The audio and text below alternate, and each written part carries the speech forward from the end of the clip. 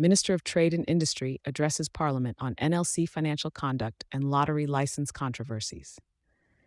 In an environment rife with contention, Minister of Trade and Industry Parks Tao steps into the fray, addressing the concerns of members of Parliament, MPs, over the National Lotteries Commission's NLC recent financial decisions and the ongoing lottery license process.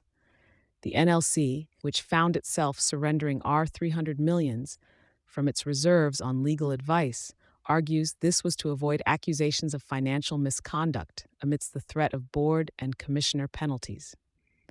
The saga unfolded as high-ranking officials from the NLC faced intense questioning during their appearance before the Trade and Industry Parliamentary Portfolio Committee in a session marked by discord on the 18th of September.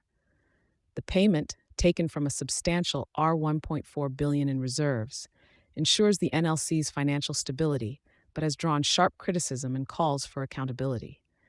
MPs, particularly Mzwandile Masina, chair of the Parliamentary Portfolio Committee, and other influential figures like Malusi Gigaba and the EFF's Mbuyiseni and Lozi, have led a sustained assault on the NLC.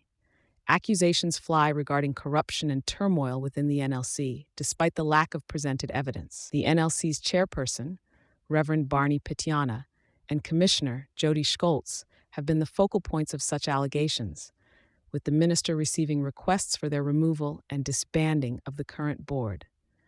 The Treasury is set to elucidate the controversial payment shortly, a point of significant dissent among the committee members. The broader scene encapsulates the battle for the appointment of a new lottery license operator amid attempts to clean the slate from a decade's worth of corruption allegations swamping the NLC. With a history of alleged mismanagement leading up to 2022, the NLC, under the new stewardship of Pityana's board, trods a path of integrity and accountability. Despite the onslaught, the Democratic Alliance stands as a solitary defender of the NLC in Parliament, with MP Toby Chance commending the board's effort to rectify past ills and reinstating proper governance within the Commission. Efforts to sanitize the NLC are met with the complex issue of the $300 million Treasury payment. Pityana explicates that the payment was made under duress due to prescripts of the Public Finance Management Act.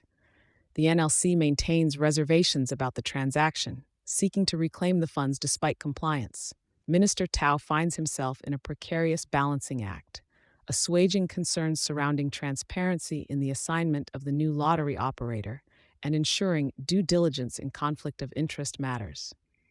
With the spotlight cast on the legitimacy of the lottery licensing procedure, Tao asserts adherence to a concrete conflict of interest framework, aiming to dispel doubts and reassure that all participants in the process are held to meticulous standards of integrity. Thank you for choosing Satori News.